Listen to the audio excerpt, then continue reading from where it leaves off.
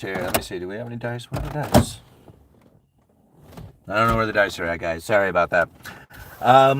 In today's video, we're going to talk about how it is that you can survive the economy. You know, this is something that I get asked a lot. A lot on this channel is, how is it that I can use this information to make better decisions for myself or to have a better outcome for my future?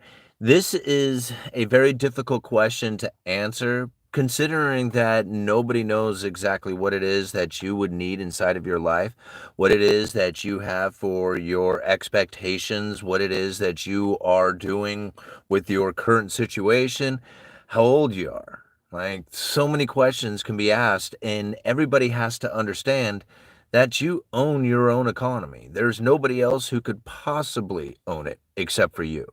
Now, there is conditions out there that you do operate in, and there's times when it is easier and harder for the position that you happen to be in. But you really do have to take into consideration that there are people who are absolutely killing it right now. Like, it's not a problem for them. They are doing very well, and they don't need things to be any different than what they are. And if they were to change, they might just adapt to that situation that is changing, and they would continue to operate in a way that is benefiting them because they are willing to do that. Now, most people who are going to say there is a problem, that it's their fault, or this is the reasons why, and they'll list off all these, like, maybe government interventions or greedy corporations or, New World Order kind of thoughts and behaviors that are taking place that controls and keeps the people from elevating themselves. And I think to myself again, well, even with all that stuff going on, there's still people out there who are absolutely killing it, right? And there are people out there who are doing it from scratch. So when I think about what it is that people need to do for their own economy, really you have to take in all the economic forces for yourself and then make the decision for yourself on what it is that you are seeing taking place within your position. I mean, you might be 18 years old working the family business, or you might be 18 years old working at McDonald's, right? Those are two completely different positions that you're going to think about as far as what it is you're going to be doing for the future. Now, if you are 80 years old trying to figure out how you're going to hold on to your retirement, this is going to be some major different thoughts that are going to be taking place than if you're 18 years old. So to understand that there is a different economy for each and every single one of us, then is going to have you required to then understand these economic forces for yourself. There's just no other way of going about it. And so one of the things that I found quite interesting is that I haven't brought up over the last month, 6 weeks, and very rarely talk about, and one of the things that I think has probably taken place in a very profound manner that not a lot of people are recognizing, and that is the bullwhip effect. Oversupply, undersupply, oversupply. Even just recently, I have done videos talking about how there was a surge in purchases that had taken place, creating a widening trade deficit. Well, at the same time, there's also a huge backing off on orders. Now, this is classic bullwhip effect taking place, where you had the credible threat of tariffs that had a surge of orders take place. That surge of orders that is coming in is now causing the drop in orders for, good Lord, is causing the drop in new orders that are coming in. And now, of course, you can blame it on tariffs and you can blame it on all the other stuff. And it's true, those things are definitely happening out there. But it's, again, to think about how it is the bullwhip effect takes place within the economy. When you have an oversupply, oversupply situation, it takes time for equilibrium to find its level. And so right now, we have a major disruption in what it is that people are going to oversupply. Then you're going to find the undersupply. And again, there will be a reversal to everything and an oversupply again. And it's hard to imagine such things that are happening because most people are stuck in the current situation of what it is they see in a narrow window. And don't get me wrong, it's really important, all the stuff that's happening out there. But I mean, I think about all the things that were really important that were happening a couple of years ago that nobody talks about anymore. Yeah. I mean, think about like reshoring for the purpose of national defense reasons and all that other stuff. Like, I mean, it's still talked about, but is it being punched through the people in a way that has them convinced that it's a good idea? Not like they're back in the Biden administration where they were pushing the silly idea of returning manufacturing back to the United States for reshoring purposes to have a more resilient supply chain and all those other talks. You remember all that stuff, right? I mean, you're going to hear stuff about that very soon. Very, very reminiscent of the COVID era. And again, how it is that you are going to position yourself on account of all this stuff is it's entirely up to you by the meaning that you give all the information that you're receiving. I personally, I look at what it is that the Federal Reserve was doing with their monetary policy because monetary policy is the one thing that definitely impacts every single person's life. It's the money. The money connects us all. Not every one of us is going to be doing the same purchases of the same items, living in the same cities, doing the same things. Like all that stuff is different. People eat different food, wear different clothes, go on different trips, drive different cars. It's just like nothing is the same for anybody, but the money ties us all together the same. It's definitely the same money. And so when I think about what it is that's happening out here and giving consideration to the idea of what monetary policy does for an impact to my life, I know that I have made decisions with the idea that the Federal Reserve was not going to be forced to lower interest rates. I believe that they were going to keep interest rates elevated for a significant amount of time. I didn't think that they were going to go to zero, not anytime soon. I have a much different understanding of where it is that they are trying to reach for an inflation goal. And because of all that, I feel like I have made appropriate decisions based on those ideas, considering that's the outcome that has taken place. And I know a lot of people out there might say, oh, this is the reasons and all these other stuff. And I'm thinking, well, whatever. If you think I'm right for the wrong reasons, it doesn't matter. I'm still right. I mean, I don't, it's like, this is the position that I have chosen to take. Now, for a lot of people out there, they ask me, I was just like, well, what do I do? And I was just like, I can't tell you what to do. I can only tell you what I am doing. And as far as me, I am absolutely adamant about getting out of debt. Now, I've taken on some credit card debt, and my wife's car had recently broken down, and there's still $3,500 that's left to owe on it. And so between these two things, that's the one position that I am absolutely getting out of, is that debt position. I don't want it. I don't need it. I should have been out of it already. Okay? And so when people say, well, what are you investing in? Nothing right now. I'm investing in getting out of debt because there's no better investment than to pay off your debt, especially high credit card debt. So, in my opinion, there is no position else that I should be taking other than that.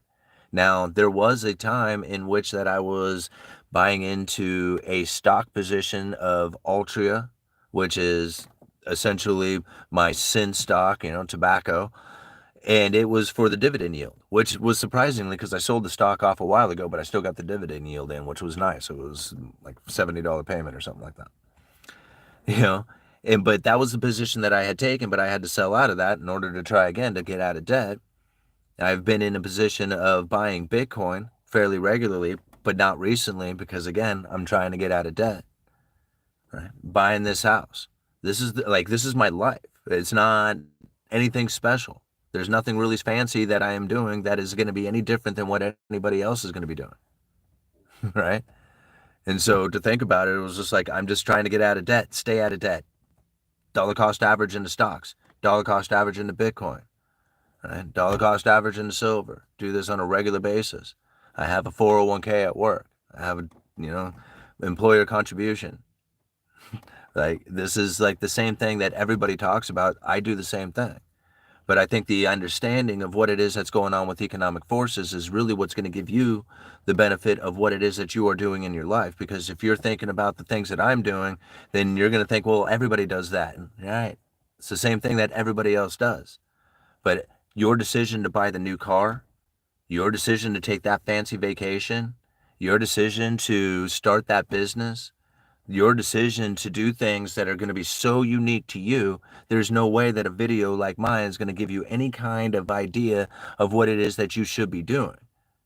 What it can do is teach you the underlying economic forces that are taking place out there so that you can recognize them, so then you can make appropriate decisions about your business, about whether or not you should buy that new car or whether or not you should take that vacation. That's really what it comes down to. There's nothing out there that anybody could ever possibly teach you from any kind of video that's going to give you the best right decision for you. Right? And even if they did, then you would have to hang on to that person and hope that you do catch the video that tells you when to unload that position, because you didn't make that choice for yourself. And again, this is important to understand. Even the idea of taking on a financial advisor, because this is difficult. Like, I can't tell everybody to just go out there and just take your own position as far as where you're going to put your money. Sometimes it's important to understand that you do need to take on a financial advisor to help you, guide you through this stuff. But then if you could talk about underlying economic forces that your financial advisor doesn't know, then why would you give them all your money? Like, you do know more than they do.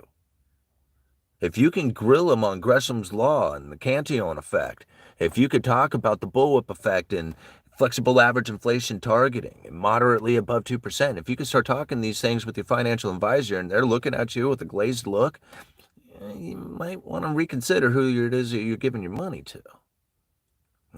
I don't give my money to a financial advisor. I can't find anybody who really even understands some of the stuff that I talk about. And I'm thinking, well, do you want to see it? I got it right here. Just become a member of the channel. It's $1 a month, and you'll have access to all the member-only vibe streams that I've done, breaking down the monetary policy through the Fed's words and their speeches. I mean, you don't have to become a member. You can just go and read all the Fed speeches. There's thousands of them. I know, I poured over them. I've narrowed it down to a handful, like 12. 12 that will absolutely guarantee to teach you how it is that the Federal Reserve is truly conducting their monetary policy. Not like this stuff that you see on TV where they talk about how the Federal Reserve is attempting to get to 2%. That is such a joke. There's no way in the world that's what the Federal Reserve is attempting to do, considering that they have never, ever once in the history of time ever achieved a 2% target.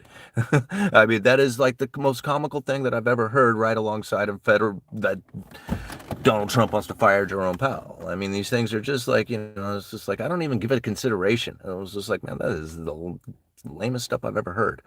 Because once you break this stuff down, once you have seen it, then you'll know for yourself that all this stuff that they're talking about out there is really meant to confuse you. They're not teaching or talking or doing anything in a way that is appropriately guiding you to understand what it is that's happening with the monetary policy. If they did that, their monetary policy would fail. And that's what's funny about it, is that once you see it in this fashion, it's just like, wow, man. Either we end the Fed by everybody learning this stuff, or I just take advantage of the situation that nobody else is seeing.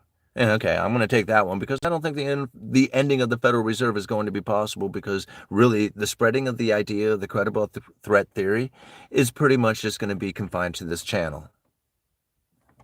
So, take it for what it is. Gresham's law. Understanding Gresham's law is probably one of the easiest things in the entire world. Right? It's so simple. It comes down to just thinking about it in a good example of you wanting to make a purchase from me. I got an End the Fed hat right here. Right? Here, let me put my End the Fed hat on. All right, so you want to buy my End the Fed hat. All right? And now I'm going to say, sure, no problem. I'm going to sell it for $10. All right, I'm going to sell it for $10, and you have a little itty bitty tiny piece of gold that's worth $10, and I'm like, ooh, yeah, I like gold. All right, and you have, now let's make it more expensive. Let's make it this computer, because I want to make it like something that's going to be worth a 10th ounce of gold, right? So here we go, right? Here, I got this computer. It's $300, right? $350. It's a 10th ounce of gold. Right? So that's easy to say. It's a dime. Right? Or you can have, it's a dime-sized chunk of gold. Or you can have $300, $350 in cash. And you come to me and are like, hey, I want to buy your computer. And I'm like, yeah, okay, sure. Here, you can buy my computer. It's $350. Right? And they're like, which will you take? Will you take cash or will you take gold? And I'm like, what do you got? You got gold? You got a gold coin there, 10th ounce? I'll take that. I'll take that, or I'll take the cash. Now, honestly, are you going to hand me that 10th ounce of gold, or are you going to hand me the cash? I mean, be honest with yourself. I mean, most people who have gold in one hand and cash in the other are going to hand that cash over before they ever hand the gold over, unless they are absolutely desperate and for whatever reason don't want to give up the cash. And I can't imagine why, unless you just don't care about gold, which is very few people. Most people care about the gold. They would put the gold in their pocket and they would give me the cash for my computer. Cash goes into circulation, gold gets hoarded away because bad currency chases out good. So understanding Gresham's law is probably, again, one of the easiest things in the world. Like, we could go and say, hey, we should start using a silver standard. We should use gold standard. We should use precious metals. We should have all these different types of currencies, as far as like gold-backed currencies and whatnot. And I'm thinking, yeah, hey, that sounds great. But as long as you have cash in the system, those currencies will never work, because what's going to happen is the moment that you put that currency in there, I'm going to take it. And I'm going to hoard it away, and you'll never see it again. And that's what everybody else is going to do, because that's what they're doing right now, right? So bad currency is going to always, so long as it's accepted, will be the one in circulation while good currency gets hoarded away. Now, there is something called Thayer's law. Now, Thayer's law is a complement. Remember, it's not the opposite. It's the complement to Gresham's law, in which that when the good currency, right, that has been hoarded away, essentially becomes the only currency that is accepted, because the bad currency has completely failed. Now, once that happens, the good currency is the one that is now in circulation, because the bad currency no one will accept any longer. So now we're not in that situation. Could it happen? Absolutely. But Gresham's law right now is saying that if you introduce gold into the system, so long as you have cash in circulation, then guys like me will say, absolutely, you can hand me all the gold you want all day, and you'll never see it again, right? Because that's how Gresham's law works. So knowing Gresham's law is, again, super simple, super easy to understand, and then now can relieve you of the belief of returning of a gold standard, or that the rise of a BRICS gold standard, right? Those kings, absolutely. It's called Thayer's law, right? Could they rise? Yeah, Thayer's law. Dollars, complete failure, unaccepted. Nobody wants them, right? And I know that there's people out there who are saying, dude, that's already happening, man. Don't you read the news? No, right? Go out there and just look at the foreign holdings of U.S. Treasury debt. It's at an all-time high. There is zero doubt in my mind that the dollar demand is far extremely higher than anybody will give it credit for.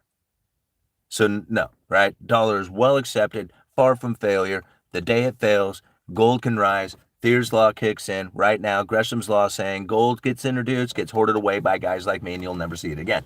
Right? So let's go and check out this super chat real quick. Thank you for joining in on today's live stream. We're breaking down these economic forces for everybody to understand, so they can internalize them to make the best decisions for themselves. Again, thank you so much for joining in and hitting that like button. We got See Me Rolling. I love it. See Me Rolling with the $10. It's very awesome of you. Do you buy stock options? Also, man, I learned so much stuff from you. Thank you. I also used to be a conspiracy nut, and it put me in a bad state of mind and really held me back for years. No, I'm sorry. Back to the original questions. Do you buy stocks? No, I don't buy stock options, although I should. I've had many people tell me that, man, with the way that you look at the economy and things, that you should really take the options trades, like basically, buy a position that you don't really have to take if you don't want to, or you got the option of taking it. And I don't play that game because I'm not necessarily an investor as much as I'm an economist. Now, I know a lot of people look at that and go like, dude, aren't those the same thing? They're not, right? And an investor is somebody who is different from being an economist. They kind of talk the same language, they look at the same things, they communicate in somewhat of the same fashions, but they are not doing the same thing. All right. I look at economic forces, how they play out, what it is that's going on with, monetary policy, stuff like that. I'm not really thinking about how it is that a particular company's stock, is down and how their, earnings and all that other. I don't look at stuff like that. That's not me, right? There's other YouTube channels out there who do a great job of that stuff. So for me, like, I just picked a handful of stocks that I think that I'm somewhat aware of, right? I mean, the reason why I bought into Altria is simply because, it's tobacco and, like, it was Marlboro cigars and Anheuser-Busch at the time. The Juul, like the vape stuff. Like, I don't know anything about this stuff, right? I don't drink or smoke, but I know a lot about addiction because I was heavily addicted to alcohol for the longest time. So again, like, it's just one of those things that I happen to know about, and I'm like, yeah, I'll buy into that one, right? So it did okay for me, and then I bought into a few other positions. But again, like, I talk about those things. It's very casual, not special, not anything like great. Anybody could do that. Like, it's nothing. It's nothing that's exciting or unique. And thank you very much for the $10. I really appreciate it. I'm glad you're sticking around and learning. So next step we're going to move into, right? Because these economic forces, I've really broken it down to 4 of them. Gresham's law is a really good one. It's really easy to understand. And I think it's like, again, it's one that relieves you of like this, oh man, when we get back to a gold standard and how that will work, there's a problem that will exist from that. And so to understand that, even trying to introduce it would mean that people like me would just hoard it away, and you would too, because you would, right? I mean, everybody would. So anyway, the next one, right? Gresham's law, Triffin's dilemma. This is a really, really good one right now for people to try and understand. And that is being in a world reserve currency position. This is not going to allow us to really have an ability to like reverse the trade deficit. We're going to have to run trade deficits, and somewhat extensively, forever, so long as we're going to be the world reserve currency. And now I know this is a difficult one to really wrap your head around. So it's going to be kind of hard. And so I'm going to tell the story, a bit of it, to go back a ways so that you can really internalize what it is that's taking place right here. All right. So understanding like a gold standard is by far the best monetary policy or the best economic policy to have out there, so long as you're a producer saver. If you're a producer saver, it's awesome, right? Because you're producing and you're saving in gold. Wonderful, right? Awesome deal. Now, when something happens where you start to raise your standard of living, this is called actually Cantillon effect, and we'll talk about that in a little bit. But when you raise your standard of living, you make your manufacturing less competitive. Right? And so what ends up happening is that your competition, or your manufacturing, moves to foreign competition. And then you start exporting your gold, right? Because now you're buying the foreign production, exporting gold. Now, that's the Cantillon effect, and it's a brief overview of that, but that's not what we're talking about. What we're going to talk about is Triffin's dilemma, because this is what ends up happening is that the idea of exporting all our gold was going to mean that we fall into pain and misery. So instead, we severed ourselves from the gold standard and went on to a pure fiat currency, which means that in place of gold, and what's meant, a lot of people would have like considered gold for a world reserve currency, U.S. Treasuries took that position. Okay.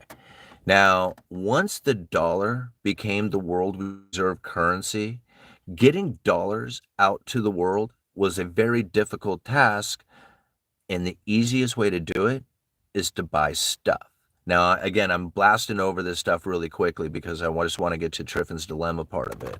So this is the issue that ends up facing out there, is that as dollars become the world reserve currency, nations around the world write debts that are due in dollars. They'd start doing deals in dollars. They are asking for dollars back and forth.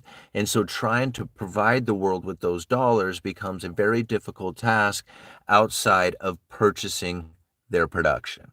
Once you purchase their stuff, You export dollars, you supply the world with those dollars, and you have to run ever increasing amounts of trade deficits in order to export those dollars.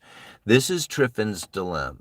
Now, it gets a lot of people like talk about how that's disproven and it's all whatever, right? I mean, it's not something that is disproven. This is an underlying economic force that is happening out there, and there are ways that you can create laws and situations to try and combat these economic forces, which then distorts and masks over a lot of what it is that would then be there if those laws and stuff was removed. So essentially, thinking about the laws even being there, preventing some of these economic forces, is ultimately saying that the economic force is there and they're trying to do something about it, right? Like much like tariffs, like, you can't inflict tariffs if there is no need for tariffs. There has to be a need for tariffs in order to inflict one. And so again, the underlying economic force of all our manufacturing moving out of the nation has then caused a reaction that says, hey, we need to inflict these tariffs because otherwise this underlying economic force that is forcing us to do it. Okay? And then again, people can say, well, that's because of the greedy corporations and stuff. And again, we can just go all the way back through it. But the important part of Triffin's dilemma is to understand is that being the world reserve currency, we are responsible for providing the world with a currency if we want to maintain that world currency position. So providing the world with that currency really has us in a position in which that we have to buy their production. Trade deficits will increase or have to increase if this is going to be the case. And again, like you're going to find a lot of arguments and you even probably find a lot of people in the comments section who are disagreeing with that. But again, I just have to, go back to the understanding that if the underlying economic force wasn't already there, then they would not be inflicting these rules and regulations and laws to try and prevent it from actually occurring. All right. So thanks again, everybody, for being here. We got 311 people watching with 72 likes. Be sure and hit that like button, everybody. With 311 people watching, we should have at least 150 likes going. All right. People like John have lost critical thinking skills. Uh-oh. I guess somebody's giving a hard time. Okay. Now I lost it all. Okay. This is honestly one of the weirdest live streams and algo recommended to me. Well, John, hey, John, it's really easy for you to not be here. I mean, you can just click on out and find your way to some other channel and don't be here, man. I mean, it's easy enough. Like, I don't understand why you have to sit here and rouse up the comment section. Oh, wait a minute. I'm sorry. I get it. I apologize, bro. I understand that you're probably sitting in mom's basement trying to figure out some way to get some sort of feeling of anything because nobody really gives you any kind of attention or notice or anything else like that. So you come out here onto this live stream in order to get some sort of feeling from something. I get it, man. I'm sorry, bro. I didn't mean to hurt. Hurting you is not the type of feelings that I want you to be feeling, man. I think you should just go ahead and chill,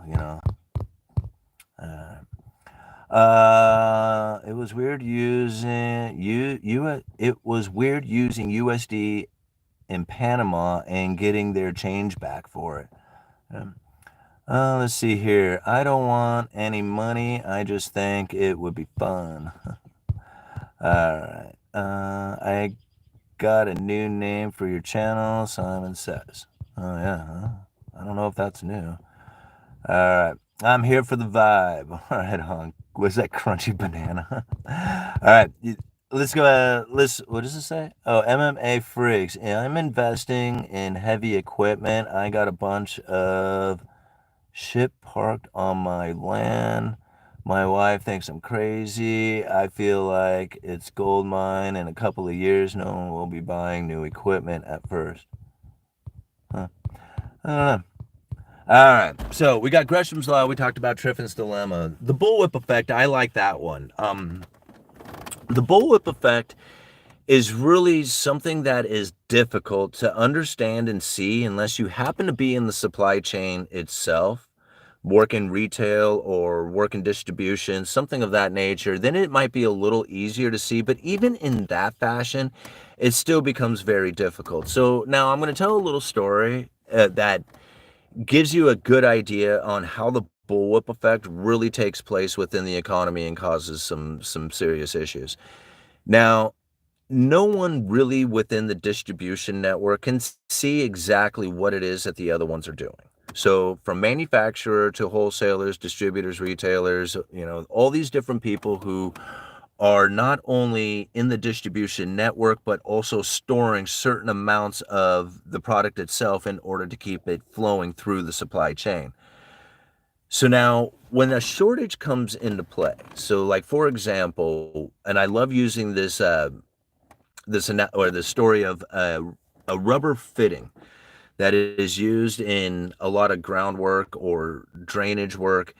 And basically, it's a rubber coupling with two hose clamps on each end of it. And these things came up in short supply. And there was a lot of people who were looking for these things. And it's amazing on how like this $10 part was holding up like thousands of dollars worth of jobs. And so when you think about like when they come into supply, the people who were short on that particular product, who had to wait a week or 2 weeks in order to get this product to finish their job, which was, causing a lot of pain and misery and money for a lot of people out there, they would just buy everything when as soon as they came into stock, right? They would just go out there and just grab it. All right. So just kind of understanding the mindset, this is like panic buying. And now this can occur whether it's proven to them or even if it's like done through the media.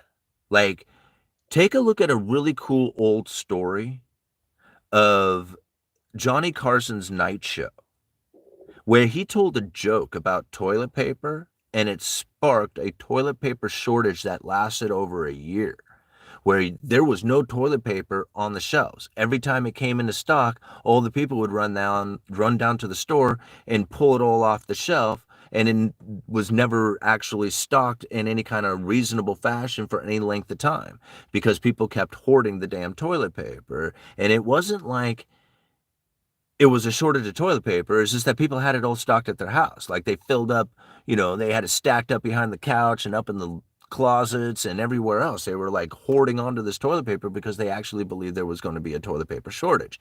It's funny because we actually did a video on that years before COVID toilet paper shortage happened. We were talking about the Johnny Carson toilet paper shortage. So this is an example of how all of a sudden a shortage can just take place just from panic buying. Right? People just like losing their mind, not understanding what's going on, and they go out there and they just buy a bunch of stuff. So once the shortage has taken place, well, now the demand starts to ramp up. So if it's like a real shortage, like one where you have a severing of the supply chain and the stuff can't get through, or you have panic buying where it just wipes out the shelves and they're like, well, we can't possibly supply enough to fill panic buying. All right. So either way, once you have this shortage, you're going to increase the demand. Now, the demand starts ripping through the supply chain. So like, for example, back to the hose or back to the rubber fitting, when the customers would come in and find that we would have like, we would normally stock like 4 on the shelf, they bought them all, right? They would buy all the pieces that we would have. And so now the algorithm, which is, it could have been somebody who's saying, oh, hey, I see that this is panic buying. I'm not going to like increase my order. Once the panic buying's over, we'll just be, back to normal.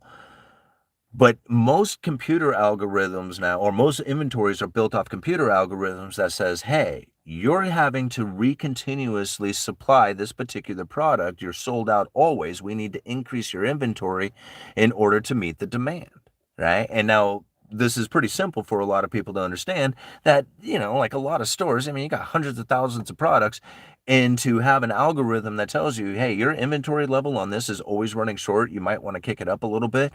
That's a pretty handy little feature to have. Well, if it's done through panic buying and nobody quite understands that, and the computer algorithm has said, hey, you need to increase your order from 4 to 8, and every computer algorithm around the country is doing something very similar to this, then all of a sudden you have orders going to the warehouses that says, holy crap, there is a huge demand for this particular product. And then again, it starts moving up line.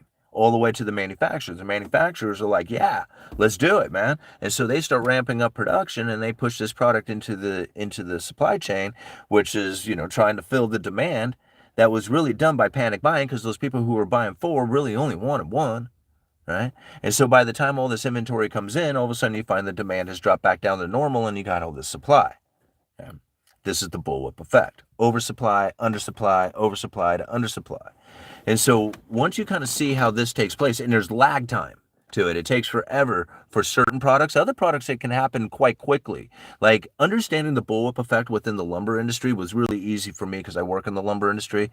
I live in the Pacific Northwest. I know mill operators, truck drivers, other retailers, wholesalers. It's just like there's no corner of the market I can't see. So it was pretty easy for me to see the inventory depletion that was taking place. And then I was also able to see how production was ramping up at the same time demand was falling. And I was just like, man, there's going to be an oversupply, and you're going to see prices crash. And so I was like, I could see it. I mean, understanding the bullwhip effect, and then being in a position in which I can just, like, I could witness it happening. It was so easy for me to call out lumber, as most people would not be in that sort of position. Like, it's hard enough just understanding macroeconomics, but then trying to find a position in which that you can see all the angles of the lumber market, like I was able to do it. And again, I had to work for it. I had to go and find certain people who worked at the mills and stuff like that, but they were in my area. It wasn't that hard, right? And so being able to do that was what gave me the ability to call out lumber as accurately as I was able to do it. And so again, it wasn't just because I was in the lumber industry. There's tons of people who are in the lumber industry who were calling it out wrong, right? But there were very few people who were in the lumber industry who was looking at macroeconomics from the boots on the ground level like I was. And that's what gave me the ability to call out lumber like I did. It's because I understood the bullwhip effect. I was able to witness it. I was seeing it, calling it out like I saw it, and was damn accurate about it. All right, so bullwhip effect, oversupply, undersupply, because people within the supply chain don't accurately understand the levels in which that those inventory levels should be based on rise and fall of demand that may or may not be panic, All right. So that's pretty good. So now we've covered Gresham's law, Triffin's dilemma, and the bullwhip effect. Now, my favorite one, we kind of covered this a little bit earlier with Triffin's dilemma, and that is the Cantillon effect. Cantillon effect is by far my favorite way of looking at economics. It's old. It's really old. All right, we're talking hundreds of years old, talking about horses and wagons. Now we have cell phones and airplanes. It's not even the same kind of economy that we have going on, but the underlying economic forces that Cantillon describes within his essay are absolutely at play today.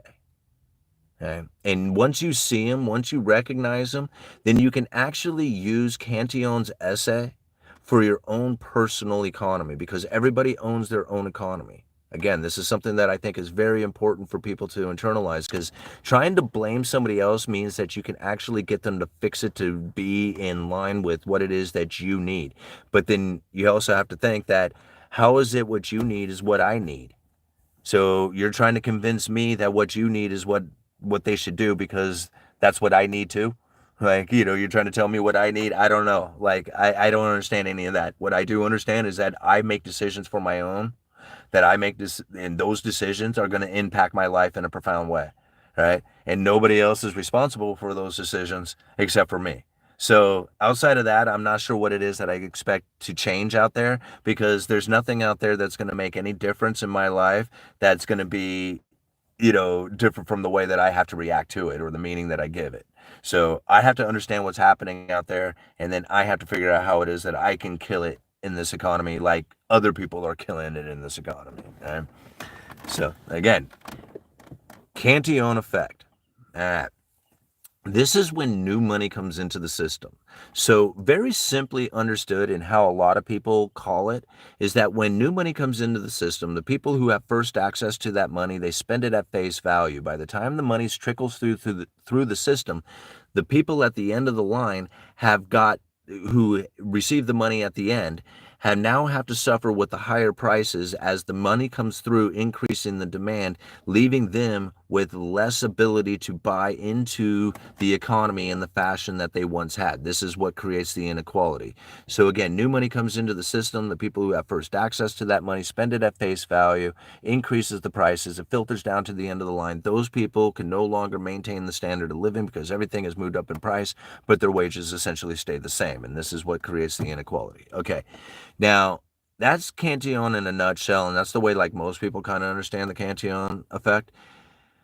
But to really understand how the Cantillon effect plays out, you can even like whether it's a country, whether it's a state, a county, your individual self, a business, whatever, it all kind of goes through the same economic force, and that is when you become industrious, right? And so now there's many ways that new money comes into a country.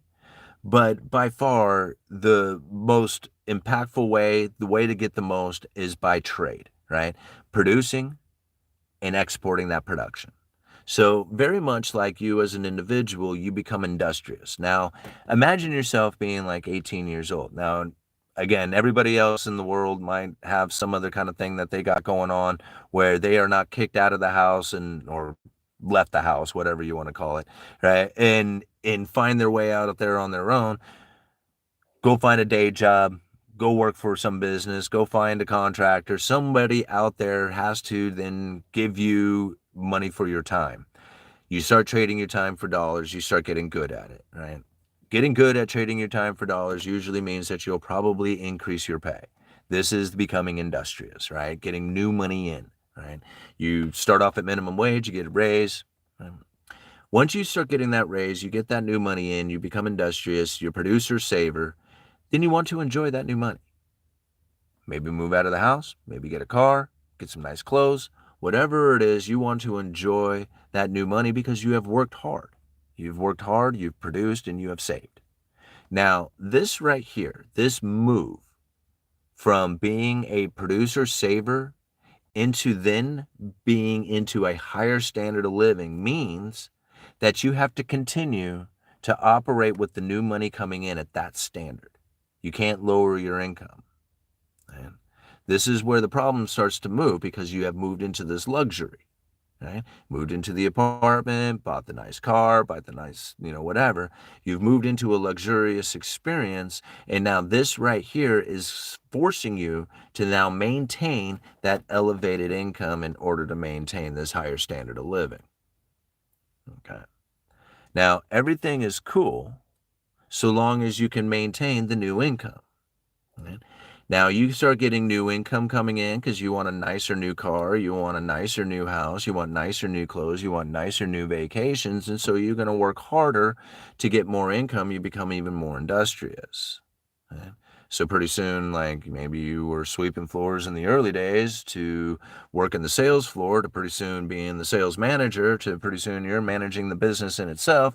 And you got the owner of the many stores that you are working at saying, hey, possibilities of being regional manager or something like that, right? This is you moving up, becoming more and more industrious as you move your way up. Well, you find yourself that you have elevated your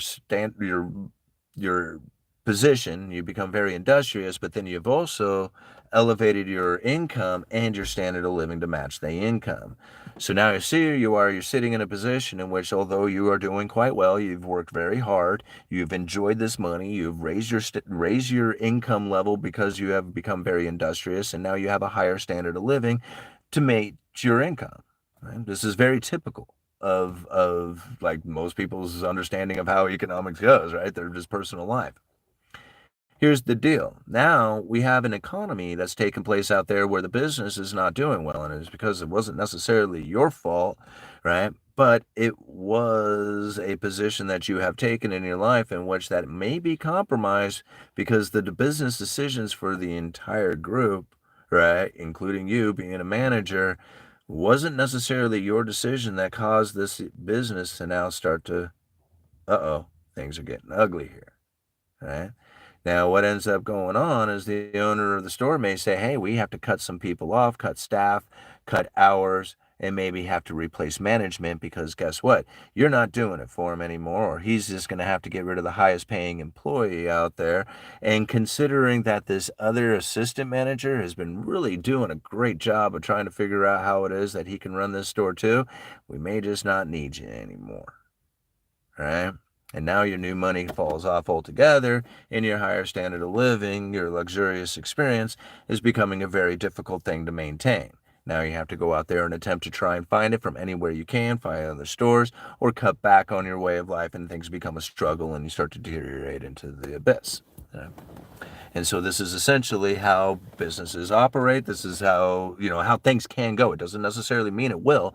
It's just how things can go. So, like, let's relate this back to every country. Like, for the United States, for example, when we became an industrious powerhouse producing the world's greatest stuff and sending that stuff out there to the world was sending us their gold. We were increasing our standard of living because we had all this new money coming in. Once we increased our standard of living, we started buying into luxurious experiences. Once we started buying those cars, all the wonderful stuff out there from having a higher standard of living, it started raising the prices of everything. This is the Cantillon effect. New money comes in, starts buying stuff. As it starts buying stuff, prices start to move up on that stuff. Well, now foreign competition sees those higher prices and says, hey, we can produce and ship to you a product not quite as good, but pretty good, and we can do it cheaper. Well, people who have new money are like, they don't want to spend it on higher prices. And if they can buy a cheaper product, well, then they're probably going to do that. See, this is really how the manufacturing leads. People say, well, it was greed of the corporations or something like that. And it was just like, no, it was the luxurious experiences of the people. If they weren't trying to move into a luxurious experience by buying cheap Chinese crap, then it never would have moved over to there, right? I mean, you can't really blame a corporation for exporting the manufacturing over to another nation when the people themselves are saying, I demand to pay a cheaper price. And since those people are producing it at a cheaper price, I want that product. Okay? And so this is what ended up happening, is that the foreign production starts to move in and the domestic manufacturing moves out. This is very much like what would happen for an individual who has a position at a business or a company in which that you have somebody who's earning less might be able to do your job. So you end up getting laid off while the person who's earning less money is now taking over, right? Foreign competition coming in. So understanding that it was the move into the luxurious experience that then compromised you. Right? And I know this sucks for a lot of people to hear that. They're like, man, I want to enjoy the new car. I worked hard so that I can own this thing, right? I try to take care of it. I wash it every single weekend. I park it in the farthest place in the grocery market so nobody touches it. Like, I understand that you want that thing and that you deserve it in your mind, but it's the exact thing that is creating the problems that we experience here in the United States, as the luxurious experience that we are enjoying is literally creating the problems of foreign competition moving in and causing domestic manufacturing to leave. It's just like, there's no other way to try and deal with it other than to prevent people from actually moving into a luxurious experience, because that's what's causing the manufacturing base to leave. If we were to stay producers and savers, that means like we get an income increase. We don't enjoy the income increase. We take the income increase and we invest it back into production and savings. And you live the most meager life you can ever possibly live. Because outside of that, you're going to start moving into luxuries, and then eventually you're going to find that foreign production is going to start moving in. There's no way to avoid it. You just can't. Right? And so understanding like this is how the Cantillon effect really ends up breaking down, because once the new money stops coming in, then the whole thing starts to unwind and falls into pain and misery. See, he describes it with a silver mine coming in, but a silver mine is really like not a very decent way of looking at it. It is good to understand like the money flows through and the people who have first access to it. But it's better to understand it in the sense that the people who have first access to debt, right? And then here's the tricky part about it, is that the separation between the rich and the poor grows extreme when that debt issuance moves into a luxurious experience as opposed to production and savings, or production and income. Uh, Cash flow and producing assets. There we go. You got to make sure I say it right.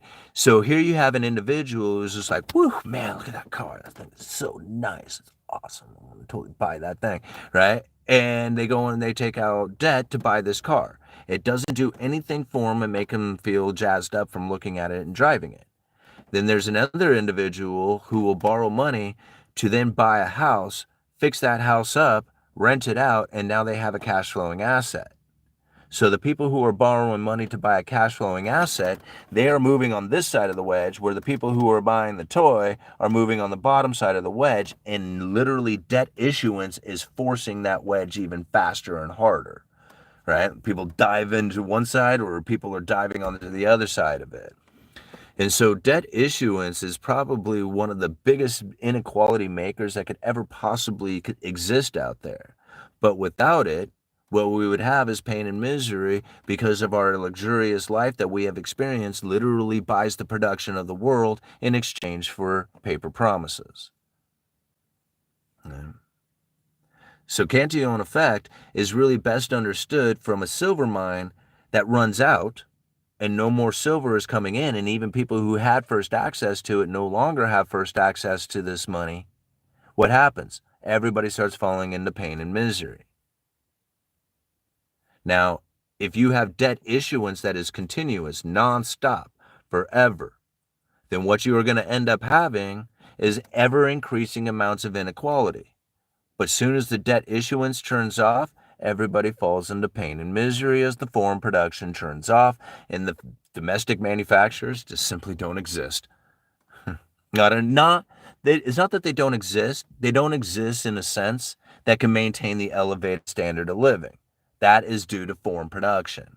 All right, let's take a look at some more of these super chats that are going on here. We got T-Pack 5,000 with the $5. Has the federal government ever had to roll over $6 trillion of debt by June ever before, in addition to $2 trillion by December? No, of course not. But now the thing about that is that how many times have I heard that? How is it that the government's ever going to refinance their stuff when they've been operating at zero interest rates for, a decade, and then we had interest rates, move up and stay elevated for a significant amount of time? Here it is, it's occurring. So what is it that they plan on doing at the time in order to be successful in that operation? It's not like they don't know what's coming, right? How do I know what they're going to do? I don't know. Right? I mean, all I know is that the Federal Reserve is going to try and keep interest rates elevated for a significant amount of time to keep the neutral interest rate on an upward trajectory by having an elevated inflation expectation, which will eventually make the economy less restricted. That's what I think. Right? Now, I don't know what other people are thinking, but that's what I think. And I think the Federal Reserve knows that the United States is on an unsustainable debt path, and that they're most likely going to have to figure out another asset to purchase in order to put on their balance sheet to issue out the liabilities to cover the world demand for their issuance. Right? I mean, I don't know. Is that too confusing, too fast? Like, people ask me, what is it they're going to do? And I'm like, I don't know, man. I mean, I don't know. Like, I think the Federal Reserve is going to be buying the debt of a foreign nation at some point. Like they do mortgage-backed securities. Like, instead of U.S. Treasuries, because the United States is on an unsustainable debt path, I think they're going to buy the debt of a foreign nation. And then, could they pay off U.S. Treasuries with the debt of a foreign nation? It's like, how do they get the money? Tax the money? See, use the debt of a foreign nation to create an insane amount of dollars, flood the United States with dollars, tax the hell out of the people with that flooded money, and then pay off the debt with the debt issuance of a foreign nation. Did I say that right? Could that work? Okay, so the Federal Reserve, okay, hold on, let me think about this. You want to know how they're going to try and deal with this? Okay, let me think about this. The Federal Reserve has already said that they could buy the debt of a foreign nation. If they buy the debt of a foreign nation, they can create dollars by buying that debt issuance. Instead of buying U.S. Treasuries, they buy some Eurozone debt. They put that on their balance sheet they issue out a lot of dollars. Well, I guess that money would end up going to whoever held so they give it to like the foreign nation, right? Whoever held the actual debt itself. But then that would still flood the world with dollars. So if you flood the world with dollars and then take it somehow through tariffs and taxes, so you're creating dollars not through U.S. Treasury debt, but through foreign entities. They create the dollars, and then you take the dollars through tariffs and taxes, and you pay off the U.S. treasuries with it. There. That's my conspiracy mind spinning for you. Did you guys get that part? Did I get that? Eh? How are they going to do it? They're going to do it like that. There's my conspiracy. I don't know how they're going to do it, man. You know?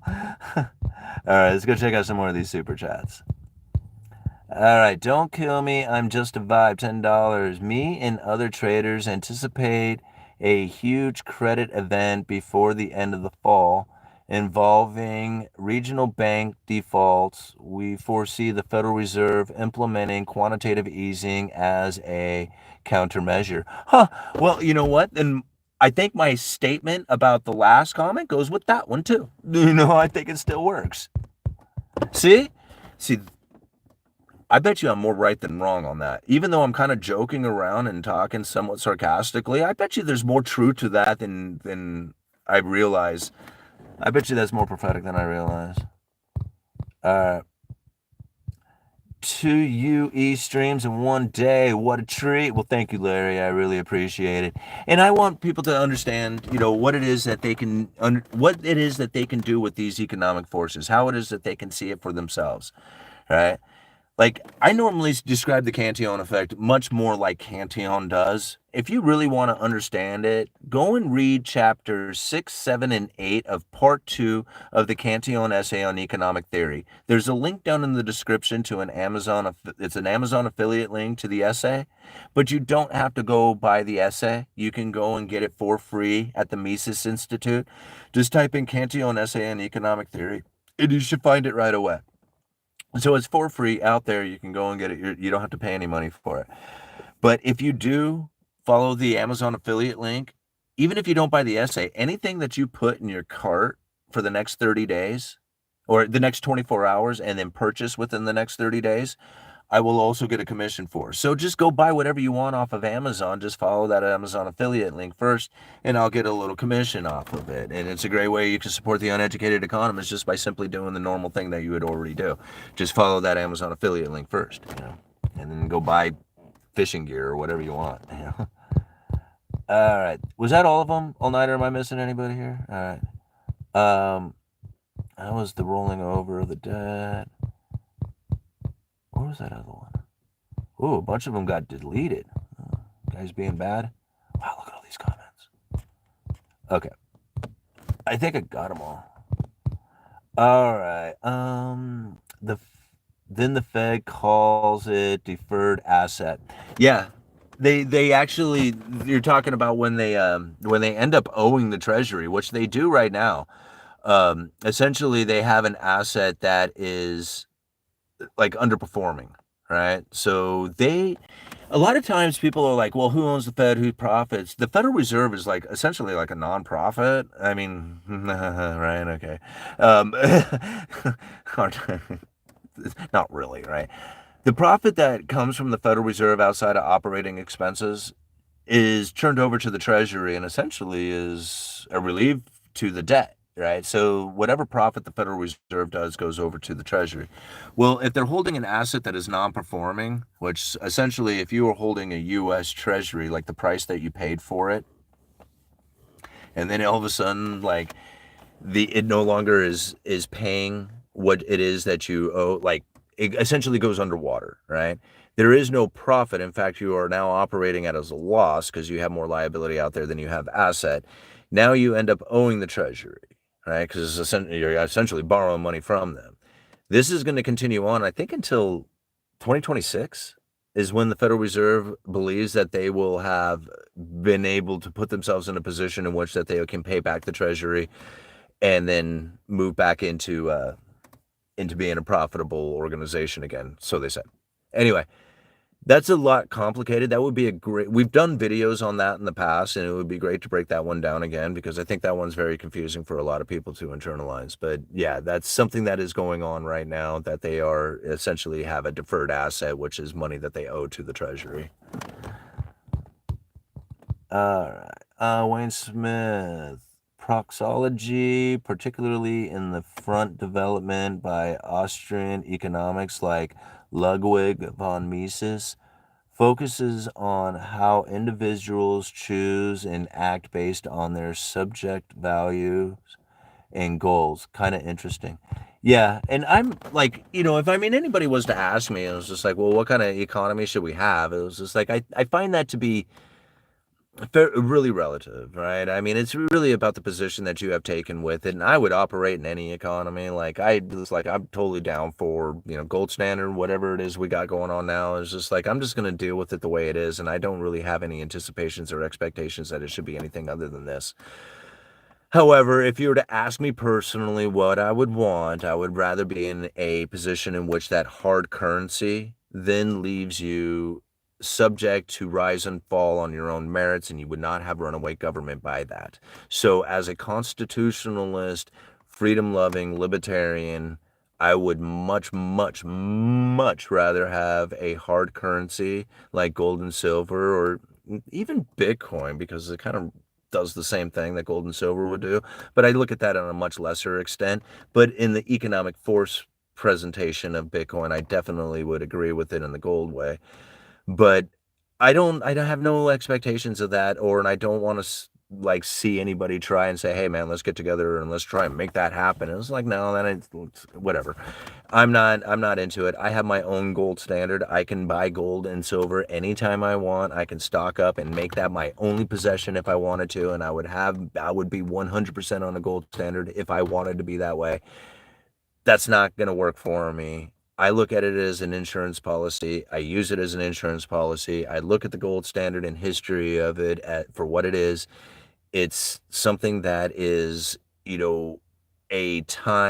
was part of the timeline that led us to where we are today. It's better to just understand this for what it is so that you can position yourself accordingly for it. That's it, because trying to make it be something that it isn't is going to be very disappointing.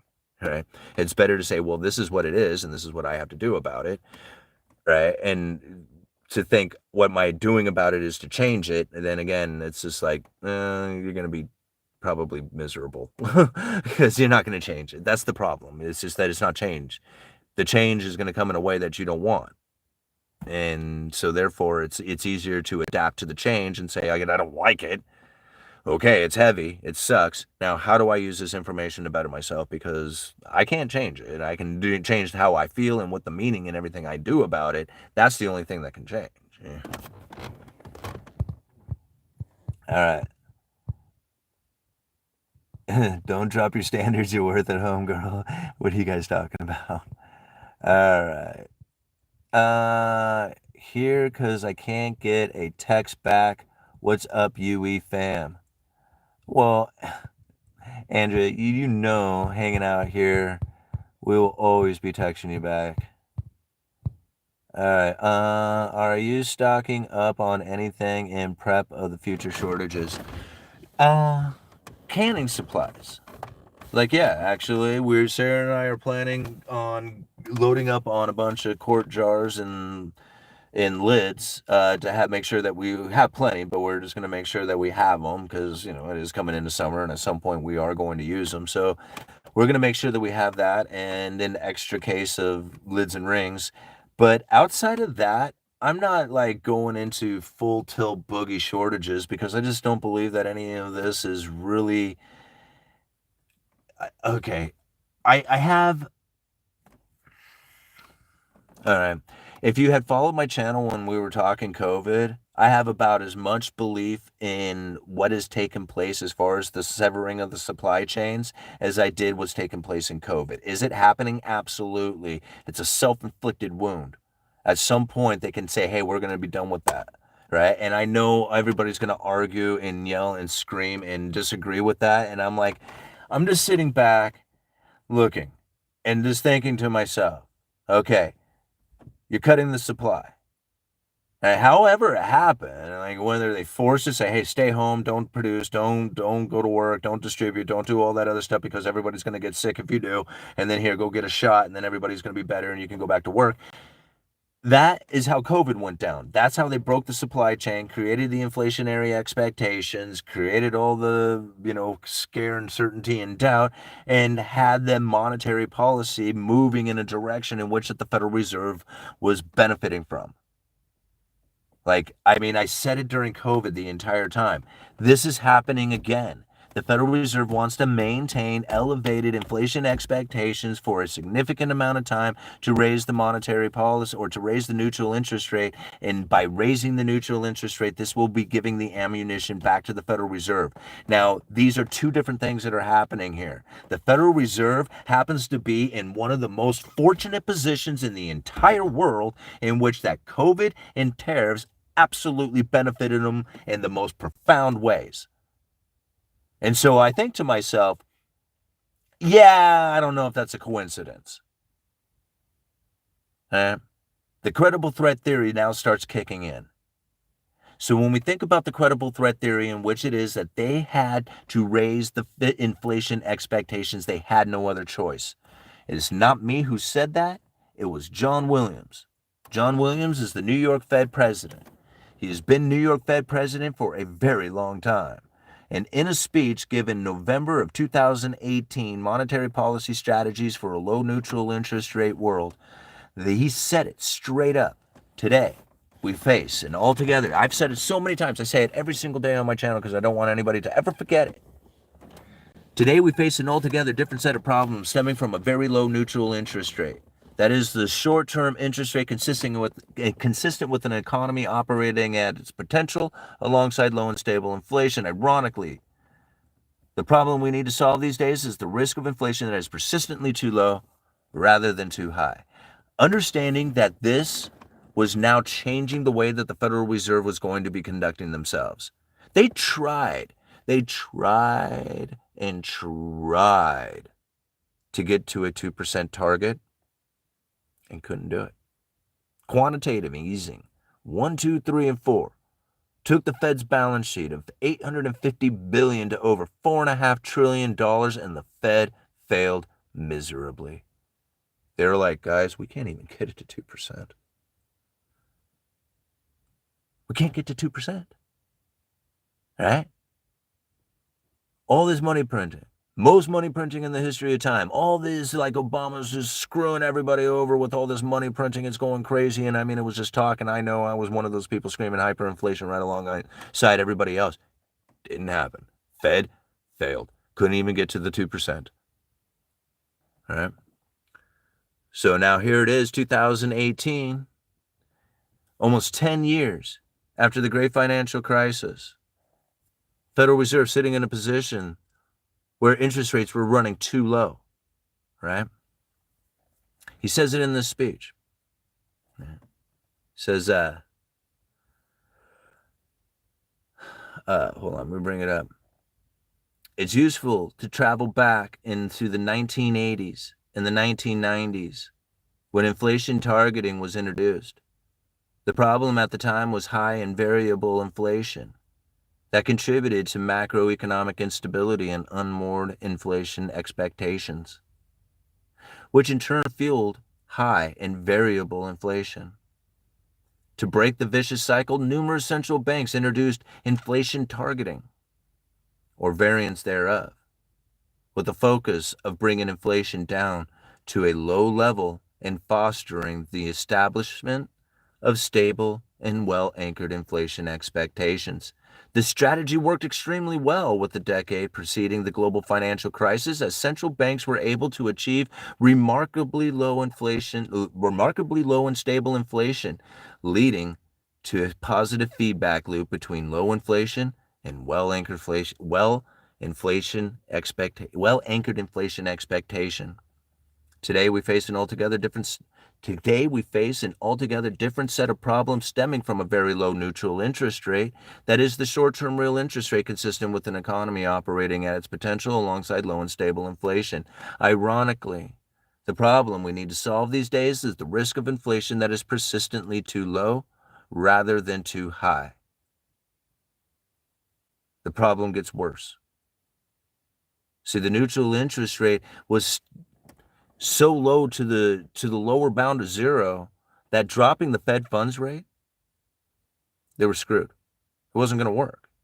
The neutral interest rate was operating very close to zero. He goes on and talks about it. A low neutral interest rate reflects the culmination of trends extending back 25 years.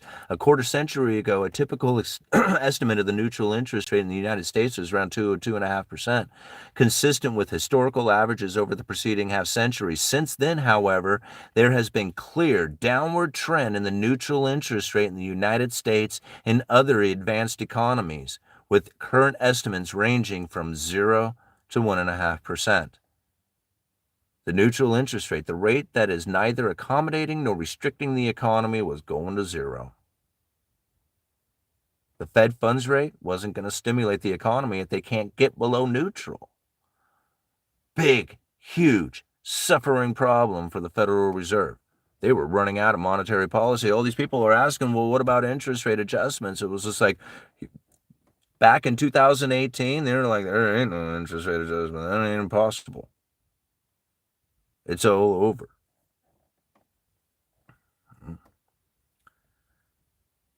Goes on to say here, what does the low neutral interest rate mean for monetary policy and anchoring of inflation expectation? When a recession hits, central banks may not be able to reduce interest rates well below their neutral level to stimulate the economy as warranted by the effective lower bound of zero on interest rates.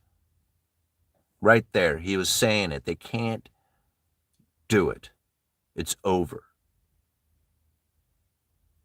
The shortfall of monetary accommodations will result in less desirable economic outcomes during the recession and recovery. In particular, inflation would typically undershoot its desired target during these episodes. The persistence of below-target inflation rate in many advanced economies over the past decade is a testament to this dynamic. They were losing their inflation expectation. Everything was running too low.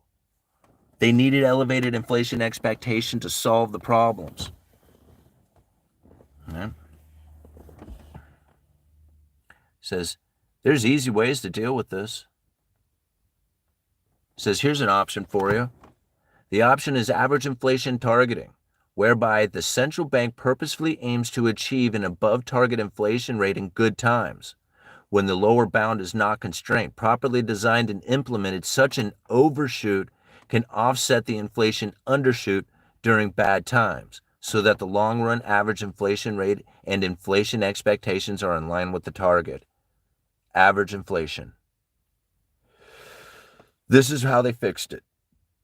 If you have elevated inflation expectation, you will raise the neutral interest rate, which is their main problem that they were facing back in 2018. In fact, it was the problem that they needed to solve. How it is that we sit here and argue about what it is that they are doing so that, the Federal Reserve can't fix it or don't know what they're up to and all this other jargon that you hear out there that causes all this confusion and uncertainty. And I'm thinking to myself, they wanted to be in a position in which the elevated inflation is right where it's at. Like, this is totally working for them. This is part of their goal. I can continue on. This is just one speech of 20 that I have that all fall in line with this exact theory, with this credible threat theory, on how it is that they are wanting elevated inflation. See, let's take it over to old Jerome Powell, right? Powell, August 27th of 2020. He said the persistent undershoot of inflation from the 2% long-run objective is a cause for concern. Many find it counterintuitive that the Fed would want to push up inflation. Found it counterintuitive that they would want to? You guys couldn't even find it. Hell, John Williams was just talking a couple of years ago before you gave this speech about how it is that they were desperately needing some inflation, and here it is. You're thinking it would be counterintuitive that the Fed would want to push up inflation.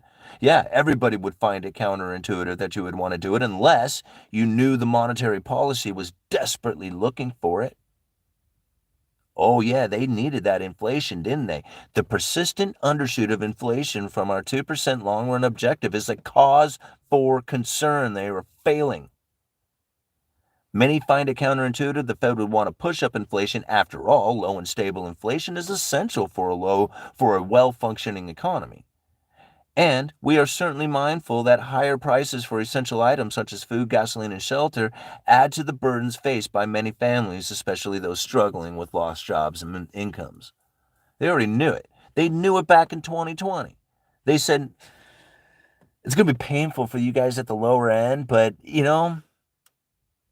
however, inflation that is persistently too low can pose a serious risk to the economy. Inflation that runs below its desired level can lead to an unwelcome fall in long-term inflation expectations, which in turn can pull actual inflation even lower, resulting in an adverse cycle of ever lower inflation and inflation expectations. Does it sound like they were concerned about having ever increasing amounts of inflation? No.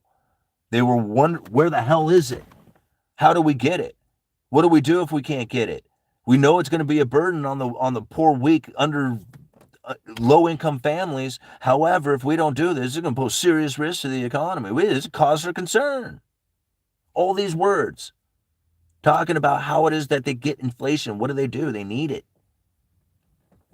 COVID saved the day. Yay, COVID. Right? Oh, I'm sorry. I'm speaking on the Fed's behalf. Yeah, COVID. Totally saved their day. Now all of a sudden they got inflation running rampant. Sever that supply chain. Don't let anybody manufacture anything. Here's stimulus check. Go out there and buy all that stuff on that shelves. Clear it out. Clear out them shelves. What am I reading right now? Shelves will be clear in a couple of weeks. Oh, that's kind of reminiscent of COVID, isn't it? Same story. Well, not really. Same story. To prevent this outcome and adverse dynamics that could ensue, our new statement indicates that we will seek to achieve inflation that averages 2% over time. Therefore, following periods when inflation has been running below 2%, appropriate monetary policy will likely aim to achieve inflation moderately above 2% for some time. This was before inflation. This is August 27th of 2020. COVID had not caused inflation yet. They went and printed $4.5 trillion, could not find inflation from it. John Williams was wondering what the hell they were going to do to create an inflationary scenario. Here, Jerome Powell saying, well, we know that inflation is going to be like really painful for the lower income families. And they know that it would be like, kind of like counterintuitive that the Fed would want to push up inflation. I mean, the Fed's saying that they would want to push inflation. And then all of a sudden we end up with interest rates extra low, extra long for an extended period of time that created an extended inflation rate. All right? How many people heard the Fed is keeping interest rates too low? They're causing inflation. They're causing undue harm. On and on and on. Right? Yeah. Right. They wanted elevated inflation expectations to save their monetary policy. They communicated that well in advance. They said it was going to be painful for the low-income families. However, right? Be a terrible thing for the economy if they didn't do it. So you low-income families, I don't know what you're going to do, but you're going to have to suffer in pain because this is going to have to happen. Again, credible threat theory. So ultimately, it comes down to they weren't able to adjust their monetary policy, but they figured out that they could use their words. See, this is where it gets really, really interesting. See, communicating about monetary policy became the ultimate tool for the Federal Reserve. They didn't have communication skills back in the 90s. Like they didn't even know how to communicate. Like Greenspan was the communicator, and ultimately nobody understood a single word that he said. So like he would say something and then people would try to figure it out, like try to, make meaning of the words that he had put together, because nobody, it was just so confusing. And he even said it himself, he made it, he did that on purpose, purposely made it all confusing. Let me turn some lights on to make sure that everybody can see me. And so knowing that they had completely put together a toolkit for communication, that they have built it up over the years in order to have this available to them today, because they didn't have it before. Greenspan's day, they didn't use it. They used interest rate adjustments and they would shock the markets with it. But then as time went on, they learned that they could use their communication to enhance the interest rate adjustments, and then over time realized it doesn't matter about the interest rate adjustment. It only matters about how that is that they communicate about it. And that right there is probably one of the most misunderstood things that is now taking place within the economy. If there was anything out there that says if you want something from this channel that you will not get anywhere else, it's that. This communication that is coming from the Federal Reserve. Now, I've given you a couple of speeches that you can go and check out. John Williams, November of 2018, Monetary Policy Strategies for a Low Neutral Interest Rate World, right? Real easy to find. The August 27th of 2020 speech given by Jerome Powell. It's called New Economic Challenges in the Fed's Monetary Policy Review. Again, like I've given you the highlights of it. You should go internalize those speeches for yourself. You would understand this on a whole new level. Okay. Now, this is a third one that I'm going to offer up to you. It's called Communicating About Monetary Policy. This was given May 13th of 2024. So it's, a little old, but it doesn't matter. This entire speech is talking about monetary policy, communicating entirely about monetary policy and nothing about interest rate adjustments. They do talk about interest rate adjustments, but not being the tool, it's talking about the communication about it. Right? And so once you see how it is that they use their communication as the monetary policy tool, it changes your entire perspective of what it is that the Federal Reserve is up to. Right? You can look at it and say, okay, well, the interest rate adjustment isn't the important part anymore. What is important is the communication about the interest rate adjustment, and this speech really shows it out, right? It really shows how it plays out. Highlighted in this speech that I had done is a section, it's right off, on page 3 of it. And this is what it has to say. In 1981, Karl Brunner, the Swiss monetary economist, called central banking an esoteric art and lamented central bank's inherent impossibility to articulate its insights in explicit and intelligible words and sentences. Brunner in 1981, that was Brunner in 1981. At the time, central bank's wisdom dictated that monetary policymakers should say as little as possible. Some research of that vintage tried to rationalize this secrecy through the notion that monetary policy would be particularly effective if it surprised markets. That right there is how the Federal Reserve is typically understood. That they use their interest rate adjustments as a surprise to the markets. This is how people want to understand the Federal Reserve. How many times have I heard people say, what are they going to do at the next meeting? Are they going to cut or not? How much are they going to cut by? And to me, it's just like, that isn't the important part. The important part is there's going to be a message delivered with it. That is the monetary policy. Because you have to think, there's a lag time from the time that they cut rates anyway. So, people are like, are they going to cut rates? And I'm like, what is it going to matter? It's going to take 6 months to a year before that really impacts the economy. What you really want to know is the message that's being delivered with it, because that's where you're looking for. Right? You want to know if you should invest in something. You want to know if they should buy a house. You got to listen to the message that's being delivered. Are they doing it because they're worried about unemployment rising? They want to support the labor market. You're going to see recessionary pressures kick in. If they're talking about doing an interest rate cuts because they're trying to generally support the economy, right? Then you're going to find inflationary pressures build off of that. It's all about the message that they do. The rate cut can be this, or the adjustment can be the same, but the delivery of the message can change the outcome. And they know this. Right? And again, internalizing this speech gives you a step in that direction of understanding how it is they do this. Expectations become a focal point in academic and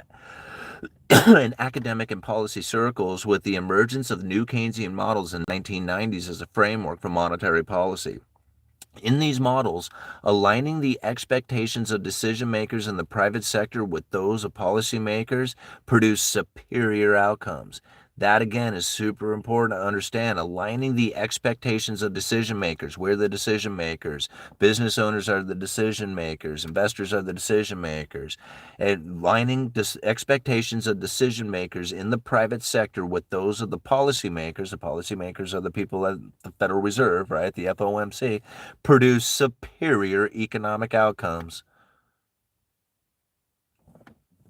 If they aligned your thoughts with their thoughts, superior economic outcomes. Mike Woodford, one of the developers of the new Keynesian model, put it this way: not only do expectations about policy matter, but very little else matters. Very little else matters. All these people are all hung up on interest rate adjustments, what's going to happen, when are they going to do it, all this other stuff. And I'm thinking, is anybody listening to the communication that is coming with it as the monetary policy? Nope. They just want to know which direction it's going and how much. Well, they're missing it. They absolutely miss it, because we have already witnessed how it is that the interest rates inside of the real economy can move opposite direction of the Federal Reserve's Fed funds rate. So it's not the important part. The communication about it is. During the tenure of Chairman Bernanke, where there was another burst of innovation in the way that monetary policy was communicated. In 2007, the first SEP, that's the Statement on Economic Projection, was published to convey systematically the economic outlook of the FOMC participants. In 2011, Chairman Bernanke started holding press conference after every other FOMC meeting, and in 2012, the Fed adopted an explicit inflation target of 2% and started publishing individual FOMC participants' view on on the appropriate future path of the Fed funds rate, now famously known as the dot plot. See how they developed all these tools? In 2000, right? How did he do it? In 2007, and then in 2011, and 2012, all the way up. They just kept building these tools on how to communicate.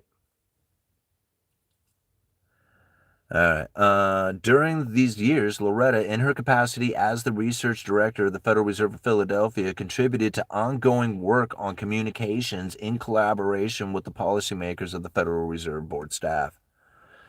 All right? They just keep working on these communications.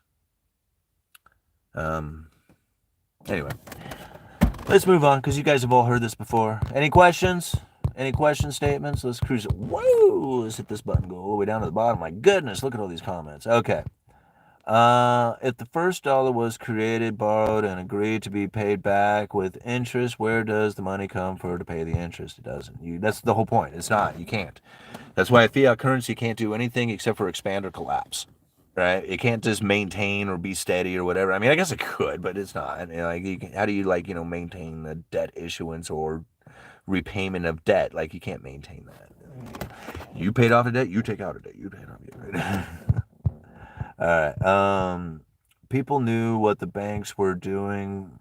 Said the government made it law that you had to accept the banknotes. No, you don't. That is absolutely incorrect. You do not have to pay it. You do not have to accept a Federal Reserve note. There is no law that requires you to do it. No store is required to accept Federal Reserve notes. I don't know if you know this, but there is nothing that requires you to accept cash. Nothing. You have to pay taxes in cash.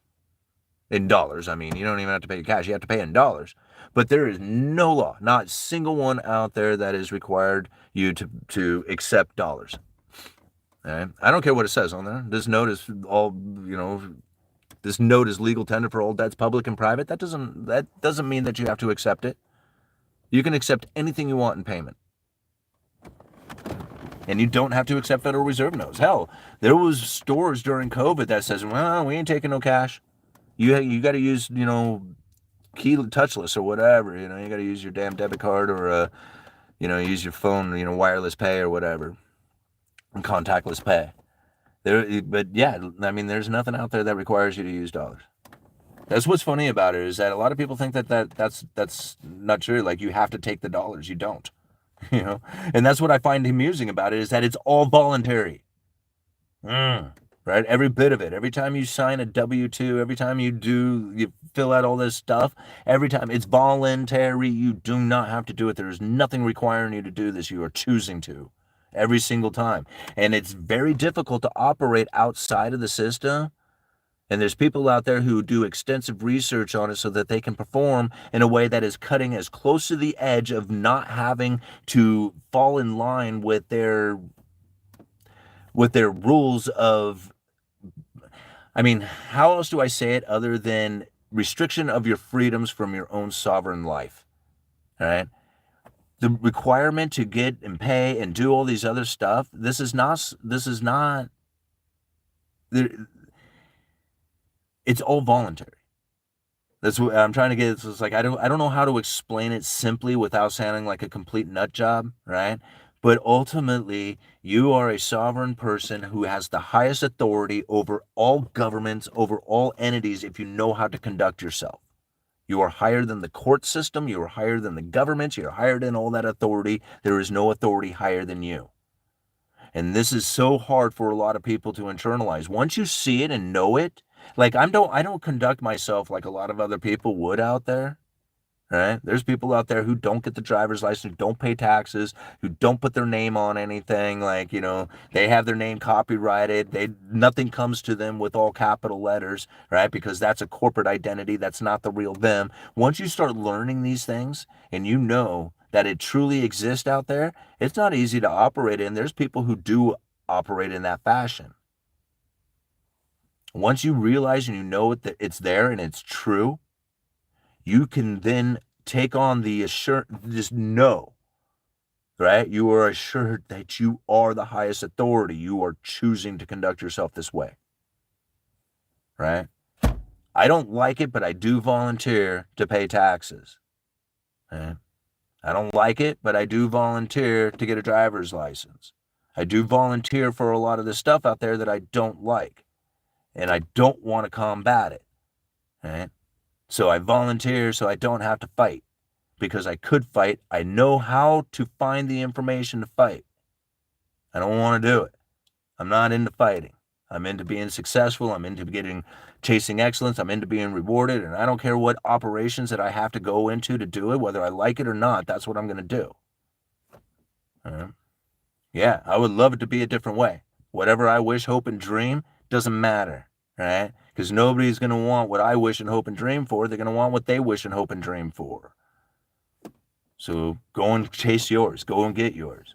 If you want to be the sovereign, go be the sovereign, man. I am proud of that stuff, man. I would love to have the energy within me to live that sort of life, to say, yeah, man, I don't conduct myself with their rules, and I can conduct myself outside of that and live a really full life by doing that. And I know there's people out there who can do it. And I'm like, I put my hands like, dude, you guys are awesome. All right? How you were able to figure that stuff out. Because there ain't no rules. It's trial and error. Man, if you mess up, you end up in jail, or you end up with the wrong, these are men that you're dealing with. You piss off the wrong person, who knows what could happen. But ultimately, that birth certificate, that locked you into a system that you don't even realize that your parents locked you into. All right, enough with that. Moving on to monetary policy. I don't want to do conspiracy stuff. It's not even conspiracy. That's the reality. Like, the conspiracy is this that we live in. This is the conspiracy. All right.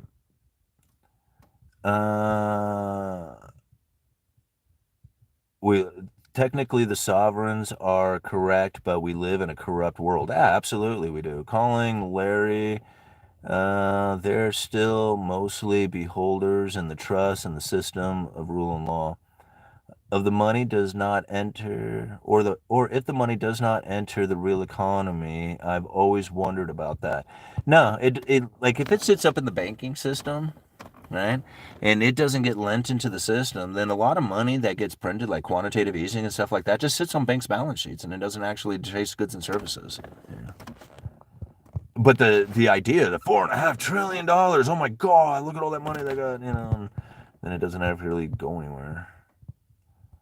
All right.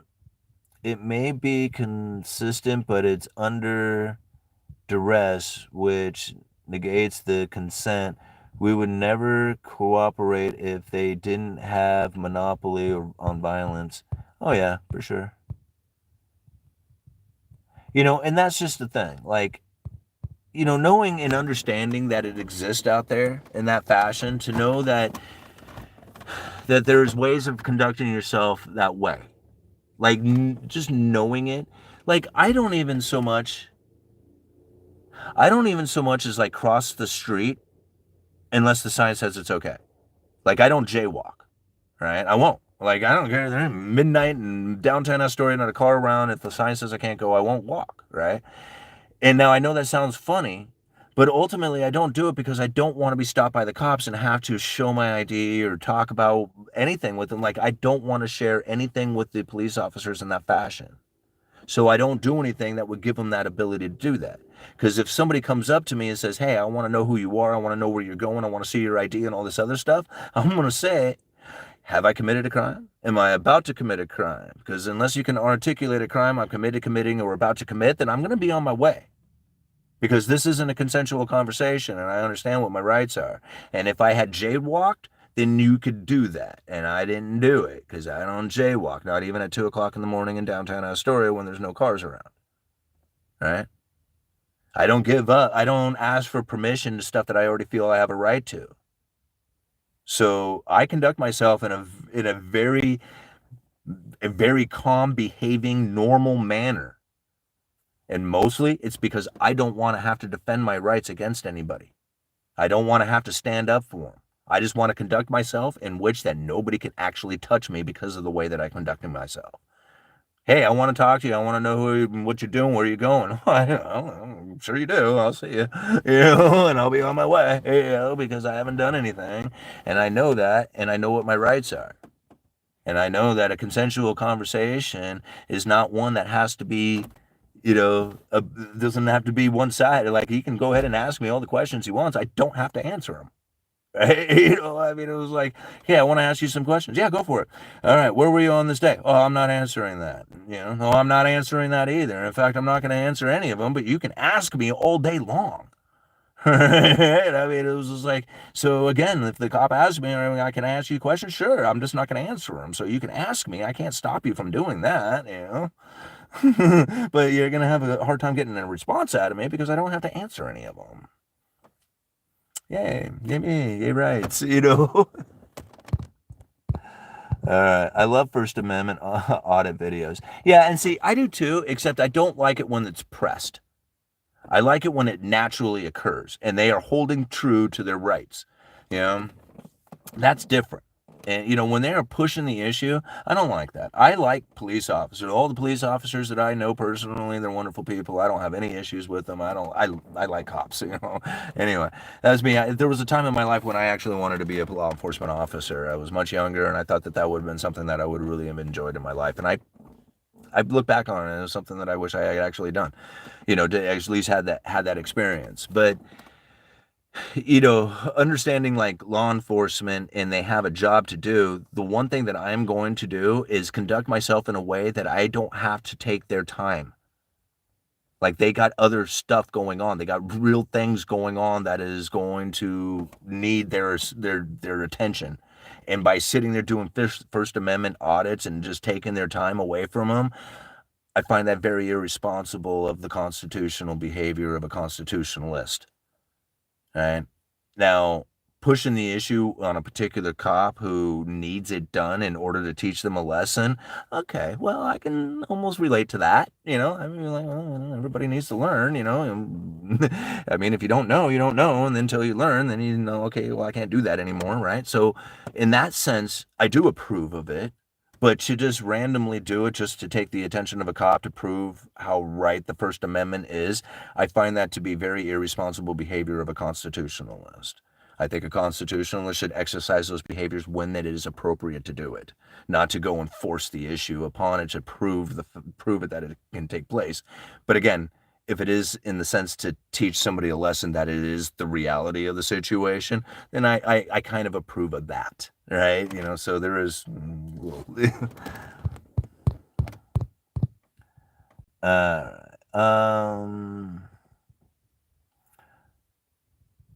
Let's see here. No lie, I've forgotten some. Like, I can't recite it anymore.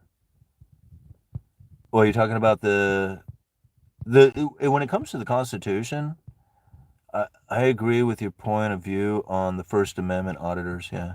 No, I mean, like I said, I mean, I'm 100% approving of it if it's needed to be done. You know, if it's needed to be done, if it's naturally occurring, for sure, absolutely. But just to be a pain in the ass to prove yourself, like how right you are with your constitutional rights, just to take the attention away from a police officer when they could be doing better things with their job, I again, very irresponsible behavior, you know, in my opinion. Especially if you're just doing it for views on YouTube or something, then I find you just like this is being a jerk. Um, but really, when it comes to Constitution, the Fourth Amendment is really the one that needs to be learned verbatim. Like, you know, if there was any of them out there that you should be able to recite, it's the Fourth Amendment. It's the one that you absolutely need at the time that it's happening. Right? You got the First Amendment, the Second Amendment, the right to bear arms. The Third Amendment is the right to not have to quarter troops less during a time of war. The Fourth Amendment, right? The rights of the people to be secure in their persons, houses, papers, and effects from unreasonable searches and seizures shall not be violated, and no warrant shall issue but upon probable cause supported by oath or affirmation, particularly describing the places to be searched and the persons and things to be seized. Show me the warrant. And then, as all-nighter will tell you, show me a signed warrant, because the cops can go get a warrant and say, hey, I got your warrant right here, man, open the door. Unless it's signed by a judge, it's not a valid warrant. They can go get the warrant. Right? I mean, that's not the hard part. The hard part is getting a judge to sign it, you know, so that they can kick the door in. And then if they do have a signed warrant and they have a warrant to come into the door, then that's really easy. Just like, you know, just say, hey, man, I'm going to chill right here with my hands on my head, right? Right here in my living room. I have no weapons or anything. And you guys just do what you got to do. And if they got a warrant, they're going to come in. Right? I mean, that's hard. That's not like, if they don't, then they won't. And then you can go back to doing the dishes or whatever you're doing, right? And so, all right, moving on. Oh my gosh, Simon, you reacted that you recited that perfectly. Yeah, well, no, I like it's not, that's something that I can bust out at any given moment. There is like, I mean, at any given moment, rights of the people to be secured in the persons, houses, papers, and effects from unreasonable searches and seizures shall not be violated. Right? No warrant shall issue, but upon probable cause. Just know it. Have it cemented into your tongue. If you can say it faster and better than the person you're saying it to, who do you think they're going to believe more? I mean, the cops are like, I know what your rights are, and they're going to be like, blah, blah, blah, blah, and they'll be like, okay, this guy knows what he's talking about. Right? I mean, and so if you could just just practice, it's not that much, it's not that hard. You know, memorizing stuff is not hard. It's just repetitive. You just do it over and over again until you have it memorized. I mean, I've done plays and stuff where you have to like I thought I had to learn a lot of lines when I like the couple of performances that I've done in plays, the other characters have way more lines than I have. And I'm like, how the hell do you guys do this? You know, and I was like, I thought I had a lot of lines and I don't even have half as many as these other guys have. And they're doing other plays too, you know? So it's just like, yeah, to learn like a little section of the Constitution, it's not that hard, guys. It's like you can do that in an afternoon. Easy, you know? All right. All the money that is printed into existence might sit for a very long time, but eventually it will be deployed. That's why the inflation rate goes up with money printing. Trash can man, I'm not going to call you naive. I'm going to call the statement a little naive. All right? Because that's not like, that's a very short-term way of looking at how money printer works. Now, money printing does create an inflationary expectation, but the real inflation comes from supply-demand imbalances, as that is what causes the prices to move up. Now, here's an example. Let's say, for example, we got my little town, right? My little town of Astoria. And let's say, for example, everybody at Astoria, all of a sudden one day, they come home to find $100 in their possession. Like it's sitting on the counter when they get home.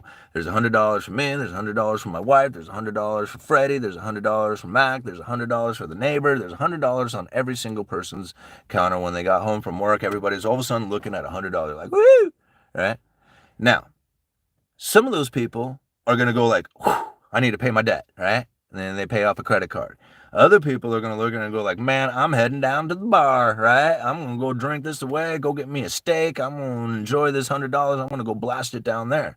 Other people are going to be like, oh, I guess I need it for groceries. Right? And so when you think about what it is that happens with this $100, now, if you imagine that if everybody all of a sudden got $100 in Astoria because it was just printed up, money printer go burp, here's $100. It goes out there. Everybody they didn't have to earn it. They just got it, right? Now they run down and go and spend that money at free will. All right. They're going to go down there and they're going to spend the money. Now, I would assume that a lot of people who have the idea of getting a beer and a steak, there's probably quite a few of them, and you see an influx of how many people were down there at the bar. So now all of a sudden the demand at the bar has increased. Now, it doesn't necessarily mean that the prices are going to go up that day. If it was consistent, it would. But you can see how the increase at the bar all of a sudden happened from the influx of new money. Right? $100 comes in, people want to spend that money, want to enjoy it, they go down there. Other people, they paid off debt. It didn't go anywhere in the economy. It just paid off that debt and it benefited them a little bit, right? But some sections, it did. Other people went down and bought some groceries like they normally would have done with it.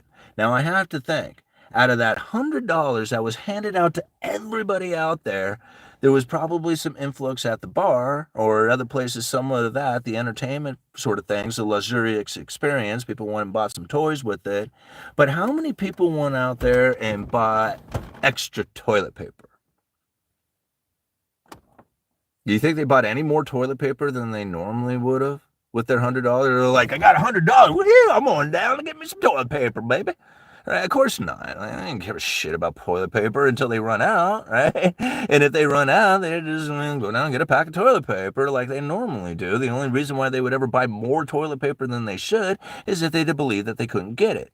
But if there was no threat of a shortage of toilet paper and you give everybody $100, there is no way in the world that all those people are going to take all those hundreds of dollars and go and wipe out the counters and wipe out the shelves of toilet paper. They will fill up the bar. They will go down and buy new TVs.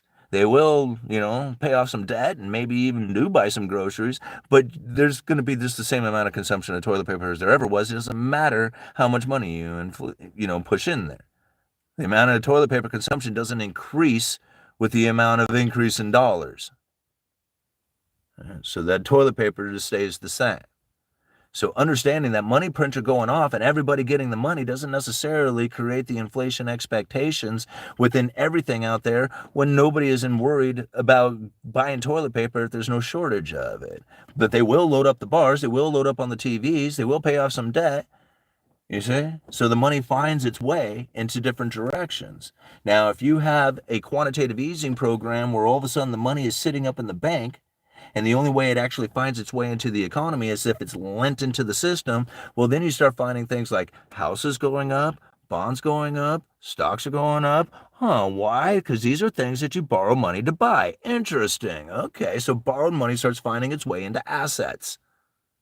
But it's not going to borrowed money is not going to find its way into toilet paper. I mean, some people might need to, but for the most part, credit issuance is not going to all of a sudden expand the demand for toilet paper, right? But it will expand the demand for assets. That's a difference. It's huge. It must be understood that way, because if you look at it from the money printer go burr, prices go up, and you wash your hands of understanding why it's taking place, then it's a very naive thing that you will never quite understand why it's going down the way it's going down. You will have already committed yourself to money did it. Money printer is the reason. That's it. I don't need to look at anything else. And then you'll miss why it is quantitative easing 1, 2, 3, and 4 failed to produce an inflationary scenario for the Federal Reserve, which resulted in them having to use their words for monetary policy as opposed to an interest rate adjustment. Right? It's very important. I mean, please do not accept the fact that money printer go burr, prices go up, and you leave it alone at that without truly understanding it. I'm sorry, but if you do that, you will never understand economics. Because it goes so much deeper than that. I mean, you have to be able to explain why quantitative easing 1, 2, 3, and 4 failed to produce the inflationary scenario that the Fed was looking for. Why it is that it took COVID, a severing of the supply chain, along with a stimulus package to wipe out the shelves. Once that toilet paper was cleared out, it wasn't like there wasn't a production of toilet paper out there. But if you told everybody, hey, guess what? Don't go to work. Don't make toilet paper. Right? Don't make any toilet paper. And then everybody wiped out the toilet paper. And now you got this huge gap in production. And it was just like, sit back and watch the inflation fly. And then it saves the Fed's monetary policy, because it would seem counterintuitive that the Fed would want to push up inflation. See how this works? All right. Wow, thank you so much for the $20. Infamous NYC, always so supportive of the channel. Thank you so much. Perspective is certainly important. As a travel nurse, we were highly paid due to the influx of elderly into the system and fewer nurses available. Some nurses blow their money, fancy hotel and apartments, ordering Uberance. Yeah, and actually I see that kind of a lot in my area. We have a huge hospital district that is growing here in Astoria, and I've met a few nurses now who kind of have that, like, almost like, carefree attitude with the money. And of course that this could be them, I mean, a lot of people act that way, not just nurses. But I mean, now that you say it though, I remember that, from anyway. Moving on. Not like I would know. Okay. Thank you again. Thank you for the $20, man. And another $20. But if housing is pricey, sleep in my truck to save, cook on a skillet and buy Bitcoin? Or no, buy, what is that? Be a skillet and air fryer. You make food in the truck. If need be, shower at the gym. They still complain about not being paid enough. I'm like, yeah, right? That's funny. And the air fryer in the truck. Have you guys, like, I don't know how I stumbled across it, but have you guys seen the channel? I think he's on Facebook. I don't know. I'm sure he's on TikTok and the other places. He calls himself Hood Meals. Right? He popped up on my Facebook, and I'm telling you, this guy, I'm watching him cook in this nasty, gross, this horrible, like, this awful looking trailer. It looked like something I would have been living in my early 20s. And he makes this food in there. Now, some of them is just like kind of boring. He just makes like these snacks, which isn't that great. But then other ones that he makes are like some of the food that he made. Like I watched him make like these lamb chops or something one day. Like, it's just so gross, the kitchen and everything that he's making. He's using this air fryer that has like old bits of food from what he had cooked before in it. And then when he's all done, it's just like, dang, dude, like, if it wasn't the condition in which that you had made that stuff, what you actually produced there was pretty good, And so I look at this channel and the way he's doing it, I'm like, man, this guy is like the Uneducated Economist of cooking shows, And so I just love it. I've been, I watched a few of them. Some of them, like I said, he's just kind of making these snacks, and I'm like, oh, dude, that's not it. Go back to cooking, right? He made like this beef Wellington one time. That was really fun to watch. Or this lobster biscuit. It's always like the kitchen is just so gross. It's so nasty, And, oh God, but it's so funny. It's so good. And like, I think to myself, man, anybody can really do this. This is why I encourage people to get out there and do their thing. Like, even in Hood Meals, as funny as it is, and as like, the condition of the way he lives and stuff like that, but it's like he's entertaining as he's doing this, right? It's not like he knows it's gross, he knows it's weird, but he doesn't care. He's like, he owns it, and he's putting like something together that is actually fun to watch. Like, it has me like entertained by it, and I'm thinking, man, that's it, right? It doesn't. Yeah, it's weird and it's gross and it's odd, but it's like it's catching the attention of somebody, and it's making them laugh and it's making them smile, and it's like, dude, right on, that type of thing right there. That's what's awesome about what we have going on these platforms. To be able to just get out there and show, just to cut loose and show, your real self out there and resonate with other people who find, maybe entertaining or funny or informative, or whatever it is that you got going on out there. Anyway, moving on. All right. Man, I am losing my eyesight here. Oh, man, these things are popping up fast here. All right. I got to move closer. Okay. Infamous NYC. We're so overpaid depending on where I'm at, but I understand healthcare is near a new money being created, so we earn more, but I invest as much as I can and find ways to do with less just in case hard times come. Yeah. And see, that's really like, again, like owning your own economy again, right? It's to be able to understand and recognize the situation that you're in, to be able to say, hey, I got this certain amount of income, but then to be able to adjust your lifestyle to that of what your income is. Like once you have raised your standard of living and you like have the house payment, the car payment, all these different things, you're stuck at that other level, and it makes it very hard. It makes it difficult to be nimble, right? And being nimble is probably one of the key things, right? Have like once you have a family, you got the wife and the kids, it's difficult to be nimble. Like you just like some people can easily, like I had a buddy, he could pack up his family and they'll bail out right now. Like they're all down for it. But other people, you have like all these connections and network and all this other stuff, and it makes it difficult to move, right? And therefore you're not really nimble. You're stuck in the position that you're in. To be able to understand that position and where it is that you are at and how it is that you can adjust what it is that you got going on in your world. I think that to me is probably one of the greatest survival skills that you could have, right? Is to be able to like adapt and change quickly. All right. Not your problem. Thank you for the $4.99. Given, can I see this? Given 10K US dollars, what would you have to do with investing wise? Take care. I again, like I would be incredibly boring with it. I mean, people ask me that all the time, like, what would you do with $100,000? What would you do with $10,000?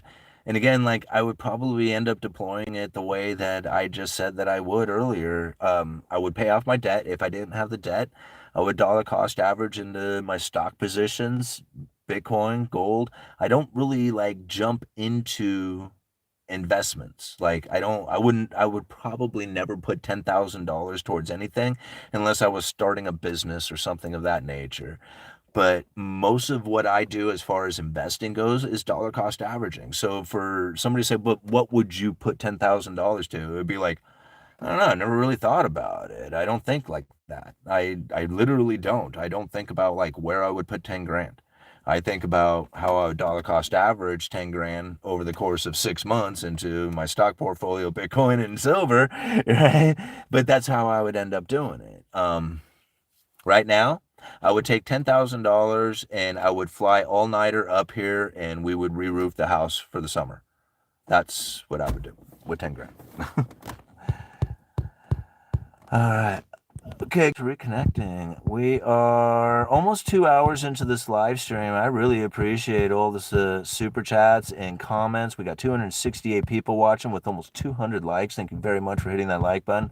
We've been out here breaking down monetary theories and thoughts, the economic forces, so that you can understand better for what it is that you need in your life. These speeches are incredibly important for understanding monetary policy, especially that of the credible threat theories. And they're accessible to you for free on the internet. Just go and type in Federal Reserve speeches. You can go read thousands of them. They're available out there. However, if you want these critical ones, go and review this video. Go and check out the few that I shared with you. But you can also become a member of the channel. $1 a month gives you access to member-only videos that we have done where we have broken down these speeches in a very understandable, relatable, working class kind of point of view so that you can internalize that information as well. And again, it's only $1 a month and you'll have access to all kinds of information there and upcoming ones as well. So, Kirk, what is that? Kirk Royce, is that situation? I don't think problem isn't your family. It's that they might not be your family. All right. Good night, Colin. All righty, all-nighter. Yep, the light just went out. It's telling me. It's like lights are going out. That's telling you got to go home, right? All right, I'm going to roof my house. Let me see how my foot does. If it works out, I would help you. Oh, wow, man. That's a really appreciative one. I got a really easy house. It's a ranch style home. And it's like, it's just a single pitch. Or, I mean, not a single pitch. It's a 412 pitch, maybe 512. Maybe 512. Not very steep. So it should be a fairly easy roof to do. I don't know. I'm guessing, I don't know, 15 to 20 squares. I can't imagine it being 20 squares. That seems like a lot. All right. Uneducated economist, you guys let me know.